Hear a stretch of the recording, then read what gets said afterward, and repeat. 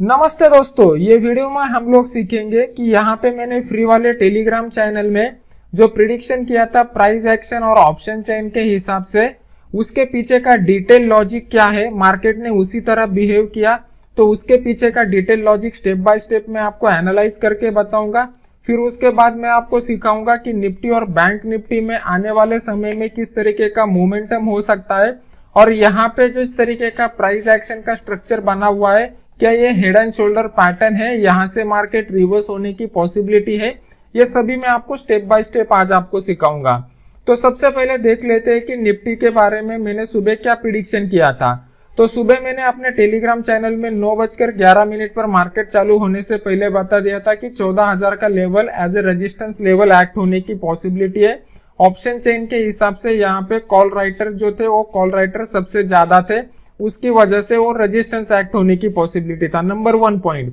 फिर 10:52 पर मैंने आपको बता दिया था कि 14,000 का जो लेवल है वहां पे फ्रेश कॉल राइटर्स इंटर हो चुके हैं, तो ये रेजिस्टेंस स्ट्रॉन्ग रेजिस्टेंस करके एक्ट करेगा। और यहाँ पे अगर आप देखोगे तो 14,000 की लेवल से ये मार्केट नीचे घूमा है।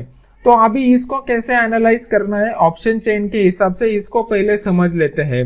जो बातें जो पॉइंट मैं आपको बताने जा रहा हूं उसको स्टेप बाय स्टेप समझ लीजिए और फिर लाइव मार्केट में आप खुद एनालिसिस कीजिए।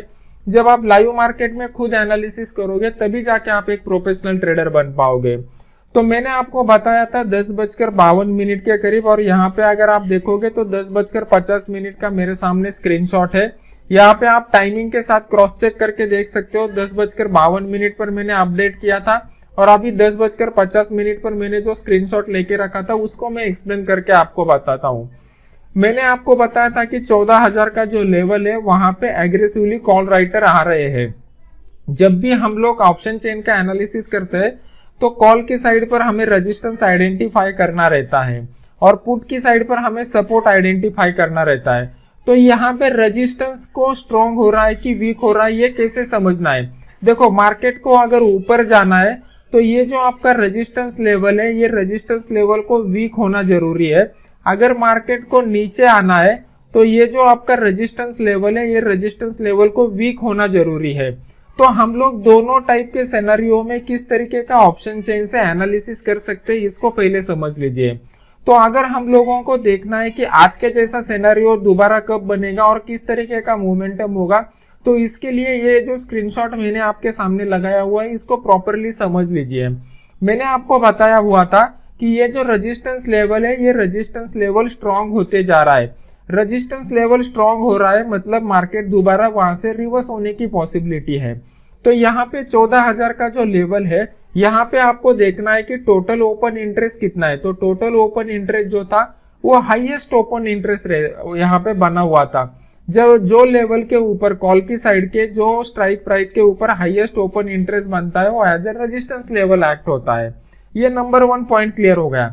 अभी फिर नंबर 2 पॉइंट, एक तो ब्रेकआउट दे सकता है ये रेजिस्टेंस लेवल के ऊपर या फिर रिवर्स हो सकता है। ये हम लोग कैसे आइडेंटिफाई करें, इसको आपको डिटेल में समझना पड़ेगा दोस्तों। और जब ये पॉइंट समझोगे, ये लॉजिक आप समझोगे, तभी जाके नेक्स्ट टाइम जब मार्केट में ऐसा सिनेरियो आएगा आप प्रिडिक्ट कर पाओगे कि यहाँ से ब्रेकआउट होगा और यहाँ से रिवर्सल होगा। मेरा इंटेंशन एक ही है कि ये सब पॉइंट आप सीख जाओ, मेरे ऊपर डिपेंड मत रहो, आपको खुद को एनालिसिस करना आना चाहिए। मैंने आपको क्लियर कट बोला था कि यहाँ पे एग्रेसिवली कॉल राइटर्स इंटर हो रहे हैं। अगर ये change in the open interest का कॉलम अगर आप देखते हो तो यहाँ पे आपको इंट्राडे में कितना चेंज हुआ है वो आपको यहाँ पे पता चलता है। और ये जो OI का कॉलम है यहाँ पे क्यूमुलेटिव, मतलब जब से सीरीज स्टार्ट हुआ है वहां से कितना इंटरेस्ट बना हुआ है ओपन इंटरेस्ट, ये पता चलता है। तो जब सुबह मार्केट 9:15 बजे स्टार्ट होता है उसके बाद कितने लोग यहाँ पे आए हैं, यहाँ पे आपको ये फिगर से पता चलता है। तो आपको ये ऑप्शन चेन को कंटिन्यूअसली देखना पड़ेगा। जब आप इसको कंटिन्यूअसली देखना चालू करोगे तभी जाके आपको पता चलेगा कि यहाँ पे कितने लोग जो है वो कॉल राइटिंग कर रहे हैं। जब आपको ये बात समझ में आएगी तभी आपको समझ में आएगा कि मार्केट यहाँ से रिवर्स होगा या अपसाइड जाएगा। अगर यहाँ पे मान लो कि 20 लाख के करीब 19 लाख 20 हजार कॉल राइटर्स यहाँ पे आ चुके थे, तो इसका मतलब ये था कि मार्केट यहाँ से रिवर्स होने की बहुत ज्यादा पॉसिबिलिटी है।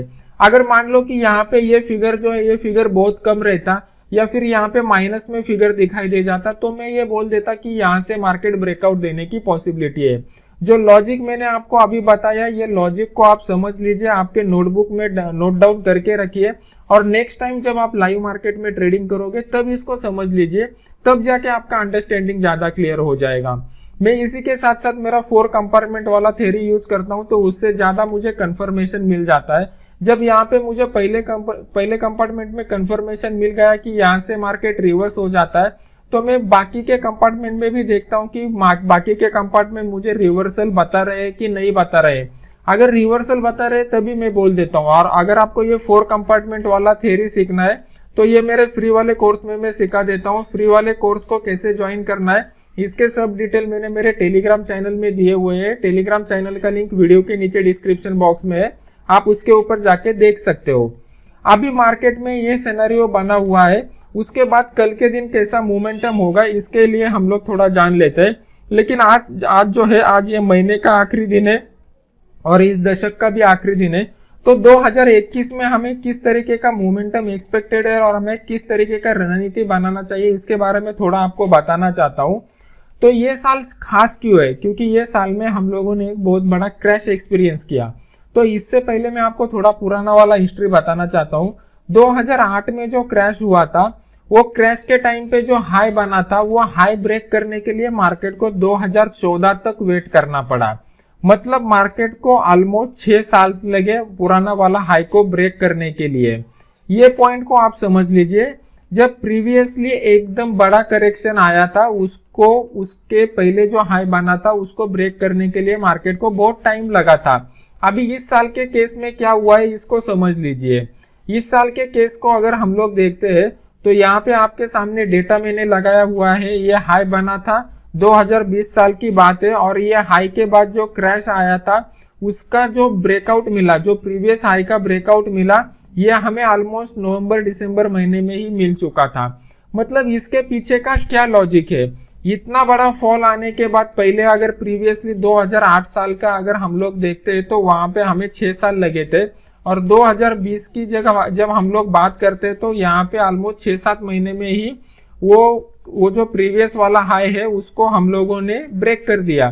तो ये जो है, इस बात को आप समझ लीजिए कि ये जो अपसाइडेड का मोमेंटम आया है इसके पीछे का थोड़ा सा एक फंडामेंटल रीजन समझ लीजिए, तब जाके आपको पता चलेगा कि दोबारा यहाँ से करेक्शन कब आ सकता है। तो सबसे पहली बात यह है कि दुनिया भर के सेंट्रल बैंकों ने जो मनी प्रिंट किया था, ये one of the basic reason है कि क्यों मार्केट में इतना पैसा आ रहा है। Number 1 point. फिर नंबर 2 पॉइंट, इंटरेस्ट रेट जो है वो इंटरेस्ट रेट लगातार कम होते जा रहे हैं। तो ये 2 पॉइंट की वजह से क्या हो गया, मार्केट में लिक्विडिटी बहुत बढ़ गया। ये लिक्विडिटी बढ़ने के कारण मार्केट में बहुत सारा पैसा आ चुका है और यहाँ पे अगर आप देखोगे तो एफआईआई ने बहुत ही हेवीली बाइंग यहाँ पे किया हुआ है। तो ये सभी बातों को आपको समझना पड़ेगा। यहाँ पे एफआईआई का डेटा को अगर आप फॉलो करते हैं तो एफआईआई के डेटा के हिसाब से आपको समझ में आएगा, जब तक एफआईआई बाय करते जाएंगे तब तक अपना मार्केट ऊपर चलता जाएगा। जिस दिन एफआईआई नीचे अपना माल बेचना चालू कर देंगे, जैसा कि यहाँ पे आपको दिखाई देगा, अगर आप एनएससी के वेबसाइट के ऊपर जाके एफआईआई का डेटा देखते हो तो यहाँ पे क्रैश आने से 2 महीने पहले ही एफआईआई ने अपना माल बेचना चालू किया था विद द डॉक्यूमेंटेड प्रूफ, आपको वहां पे दिखाई देगा। अगर इसके लिए आपको एक सेपरेट वीडियो चाहिए तो मैं ये वीकेंड के ऊपर सेपरेट वीडियो बना के भी दे सकता हूँ। सिर्फ मेरा एक ही रिक्वेस्ट रहेगा कि ये वीडियो को ज्यादा से ज्यादा लाइक आने चाहिए। जितना ज्यादा आपका लाइक मुझे मिलेगा उतना ज्यादा मुझे मोटिवेशन मिलेगा वीडियो बनाने के लिए। और ये जो अपना चैनल है नयन पोखरकर प्रोफेशनल ट्रेडर, इसको सब्सक्राइब कीजिए और सब्सक्राइब करने के बाद बेल आइकॉन का बटन दबा दीजिए, तो जैसे ही मैं कोई नया वीडियो लॉन्च करता हूँ इमीडिएट आपको उसका नोटिफिकेशन आ जाएगा। तो जो बातें मैंने यहाँ पे बताई हुई है उसके ऊपर थोड़ा गौर कीजिए। करेक्शन कब स्टार्ट होगा, एफआईआई के डेटा से आपको थोड़ा बहुत आइडिया आ सकता है। अभी कल के लिए मार्केट में किस तरीके का पोजीशन बन सकता है इसको हमें समझना पड़ेगा। सबसे पहले मैं आपको बैंक निफ्टी के बारे में बताना चाहता हूँ। मेरे कुछ फॉलोअर्स है, उन्होंने मुझे लाइव मार्केट में एक सवाल पूछा था कि ये जो अपसाइड का मोमेंटम मार्केट में बिल्टअप हुआ है उसके बाद यहाँ पे ये जो स्ट्रक्चर बना है, क्या ये जो है वो हेड एंड शोल्डर का स्ट्रक्चर बना है क्या। मैंने आपको पुराने वाले प्राइस एक्शन के वीडियो में सिखाया हुआ था कि प्राइस एक्शन में हम लोगों को क्या करना है। हम लोगों को एक तो सपोर्ट रेजिस्टेंस देखना है, या फिर ट्रेंड लाइन देखना है, या फिर चार्ट पैटर्न को देखना है। चार्ट पैटर्न में आपको रिवर्सल के चार्ट पैटर्न भी मालूम है और कंटिन्यूएशन की चार्ट पैटर्न भी मालूम है। तो रिवर्सल के जो चार्ट पैटर्न है, रिवर्सल के चार्ट पैटर्न में मैंने आपको बताया था हेड एंड शोल्डर और डबल टॉप डबल बॉटम वाले पैटर्न्स। तो यहाँ पे ये हेड एंड शोल्डर पैटर्न नहीं है दोस्तों, आपका कंफ्यूजन हो रहा है। हेड एंड शोल्डर पैटर्न में मैंने आपको एक पॉइंट बताया हुआ था सिमेट्री का। अगर मार्केट में सिमेट्री रहता है तभी जाके हम लोग उसको हेड एंड शोल्डर पैटर्न बोल सकते हैं। तो यहाँ पे अगर आप देखोगे तो यहाँ पे ये जो लाइन मैंने ड्रॉ किया हुआ है, ये लाइन को मार्केट सीधा इसी शॉट में अगर मार्केट ब्रेक कर देता तो ये हेड एंड शोल्डर पैटर्न माना जाता। लेकिन यहाँ से मार्केट दोबारा ऊपर चला गया है तो यहाँ पे सिमेट्री डिस्टर्ब हो चुका है, तो ये हेड एंड शोल्डर पैटर्न नहीं है। ये बात आप लोगों को कंफर्म हो गई। फिर उसके बाद अभी कल के लिए अगर हम लोगों को मार्केट में काम करना है तो कौन सा रणनीति बना के काम करना चाहिए। तो कंटिन्यूअस अप ट्रेंड के बाद यहाँ पे अगर आप मार्केट में देखोगे तो एक कंसोलिडेशन का फेज बना हुआ है। कंसोलिडेशन के फेज में ये 31,000 का जो लेवल ये एक इम्पोर्टेंट लेवल बना हुआ है। जब तक मार्केट इसके नीचे नहीं आता, मार्केट नीचे गिरने की पॉसिबिलिटी नहीं है।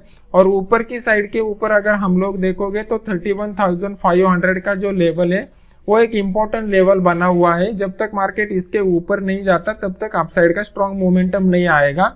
जब तक मार्केट इसी रेंज में बना रहेगा तब तक रेंज बाउंड का मोमेंटम आपको दिखाई देगा। फिर उसके बाद अभी देख लेते हैं कि निफ्टी में किस तरीके का सिनेरियो बना हुआ है। निफ्टी जो है एक स्लोली एंड स्टेडीली ऊपर जा रहा है। बैंक निफ्टी में थोड़ा जो है मोमेंटम कम है, लेकिन यहाँ पे एक बात को आपको समझना पड़ेगा कि ये ईयर एंड का मौसम है। ईयर एंड के मौसम में थोड़ा एफआईआई का एक्टिविटी कम हो जाता है, तो जब तक वो लोगों का फ्लो स्टार्ट नहीं होता दोबारा तब तक यहाँ पे स्ट्रॉन्ग मोमेंटम नहीं दिखाई देगा। तो आप लोगों को जो है एकदम कॉशियसली ट्रेड करना पड़ेगा। यहाँ पे जो ये हाई का पॉइंट बना हुआ है, जब तक मार्केट इसको स्ट्रांगली ब्रेक नहीं करता तब तक मार्केट अपसाइड का मोमेंटम नहीं दिखाएगा। और जब तक यहाँ पे ये जो नीचे का लेवल बना हुआ है, ये नीचे के लेवल को मार्केट ब्रेक नहीं करता तब तक मार्केट डाउन साइड का मोमेंटम नहीं दिखाएगा। तो ये जो लेवल यहाँ पे बनाए हुए हैं, इस लेवल को आप स्ट्रिक्टली फॉलो कीजिए। जब तक मार्केट रेंज बाउंड में ज्यादा हेवी पोजीशन मत बनाइए। जब मार्केट इसको अपसाइड की तरफ या डाउन साइड की तरफ ब्रेक करेगा तभी जाके अपसाइड का और डाउन साइड का स्ट्रॉन्ग मोमेंटम आएगा। और ऑप्शन चेन के हिसाब से जो भी मेरा कुछ एनालिसिस रहेगा, ये जो अपना फ्री वाला टेलीग्राम चैनल है जहाँ पे 72,000 से ज्यादा लोग जुड़े हुए हैं, यहाँ पे मैं कल सुबह अपडेट कर दूंगा। इसका लिंक वीडियो के नीचे डिस्क्रिप्शन बॉक्स में मैंने दिया हुआ है। आशा है कि ये वीडियो आपको अच्छा लगा रहेगा और इसमें से आपको ज्ञान मिला रहेगा। वीडियो को लाइक कीजिए और चैनल को सब्सक्राइब कीजिए। Thank you very much.